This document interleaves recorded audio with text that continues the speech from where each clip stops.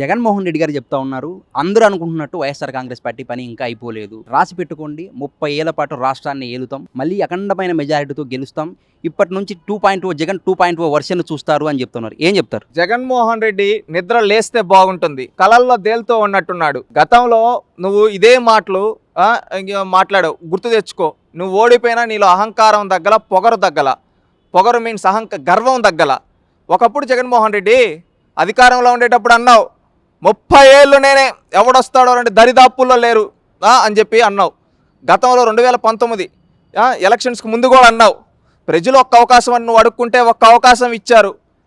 ఒక్క అవకాశం ఇస్తే జగన్మోహన్ రెడ్డి ఏం చేశాడు? సర్వనాశనం చేశారు. ప్రజలు గుయ్యమనేలా కొట్టారు. ప్రతిపక్షం కూడా లేకుండా ఇంట్లో కూర్చున్నాడు. 4 రోజులు లండన్కి వెళ్ళాడు. లండన్కి ఎందుకు వెళ్ళాడో ఆయన యొక్క వ్యక్తిగతం, దాని గురించి మేము మాట్లాడదలుచుకోలేదు.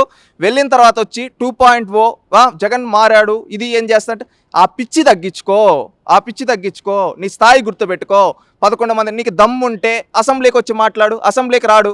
అసెంబ్లీ దొంగ, కోర్టు దొంగ, ఈ విధంగా ఏంటంటే లిక్కర్ దొంగ, ప్రతి ఒక్కటి దొంగ మాటలు చెప్పడానికి అలవాటు పడ్డాడు. ఈయన ఏంటంటే నంగిగా మాట్లాడతాడు. జగన్ 2.0 చూస్తారంటే ఏం 2.0?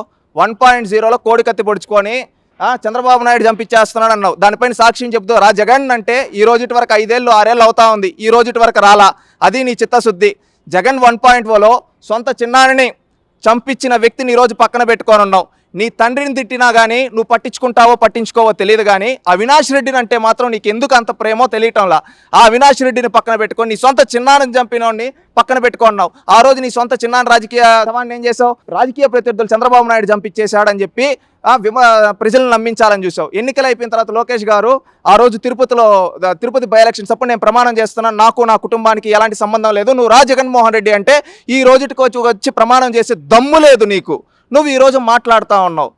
దాన్ని బట్టి నేనేమనుకోవాలి? నీ పార్టీ సోషల్ మీడియా ఎలివేషన్ల కోసం జగన్ 2.0, 3.0, 4.0 అనుకుంటా ఉండవు. ప్రజలు ఒకటే అనుకుంటున్నారు, వీడు 2.0 కదరా, జగన్మోహన్ రెడ్డి ఒక పెద్ద 420.0 అని చెప్పి ప్రజలు మాట్లాడుకుంటున్నారు. జగన్మోహన్ రెడ్డి నువ్వు ఒక హుందాతనం అనేది మెయింటైన్ చేయి. అంతేగాని రాజకీయ పార్టీ నన్ను ఎవరు ఏం చేయలేరు. నిన్ను తెలుగుదేశం పార్టీ వాళ్ళు, జనసేన వాళ్ళు, బీజేపీ వాళ్ళు చేయాల్సిన అవసరంలా. ప్రజలు చేస్తారు. ప్రజాస్వామ్యంలో ప్రజలే అల్టిమేట్. ప్రజలు నీకు 151 ఇచ్చారు ప్రజాస్వామ్యంలో. అదే ప్రజలు 2014లో నువ్వు తొలిసారి వచ్చినప్పుడు 67 కూడా ఇచ్చారు. 67 ఇచ్చినప్పుడు నువ్వు ఒక్క అవకాశం అంటే సరే పోనీలేరా అని 151 ఇచ్చారు. 151 ఇస్తే నువ్వు నెత్తిన తలపైన నాట్యం చేస్తాను. ప్రజలు తలపైన నాట్యం చేసావు. ప్రజలు ఎట్టగొట్టారంటే 2 చెంపలు వాయించి మూతి పళ్ళు లోపల ఉండే పళ్ళు బయటకు వచ్చి రాలిపోయి ఎట్ట కొట్టారు. అట్ట కొడితే ప్రతిపక్షం కూడా లేకుండా ఇంట్లో కూర్చున్నారు. ఈ రోజు నీ పక్కన ఉండే వాళ్ళు నిన్ను నమ్మటంలే.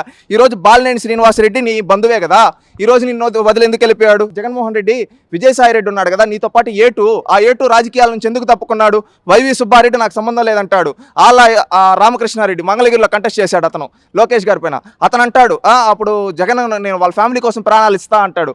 మళ్ళీ చూస్తే రాజకీయాల నుంచి అవుట్. ఈ విధంగా నీ పార్టీలో ఉండే నాయకులే నిన్ను నమ్మటంలే. నీ క్రెడిబిలిటీ లేదు. ఫస్ట్ క్రెడిబిలిటీ బిల్డ్ చేసుకో. రాజకీయాల్లో ఒక స్థిరమైన నాయకత్వం ఉంటే క్రెడిబిలిటీ ఉండాలి. నువ్వు ఏంటంటే short term politician, 1 time CM అంతే. ఏంటంటే 2009లో వివేకానంద రెడ్డి పైన చంప పైన కొట్టేదో ఎంపీ సీట్ తెచ్చుకున్నారంటారు. ఆ రోజు సోనియా గాంధీ పిలిచి రాజశేఖర్ రెడ్డిని బాగా లెఫ్ట్ అండ్ రైట్ ఇస్తే ఏదో అడుక్కొని ఎంపీ సీట్ తెచ్చుకున్నాడు. ఆ రోజు ఏదో రాజశేఖర్ రెడ్డి పార్లమెంట్ మొత్తం తిరిగితే గెలిచాడు. 2014లో నీ తండ్రి శవాన్ని పెట్టుకొని రాజీనామా చేసి ఏదో పెద్ద ఎలివేషన్లా గెలిచావు. 2014లో సింపతితో వచ్చావు. 2019లో సింపతి.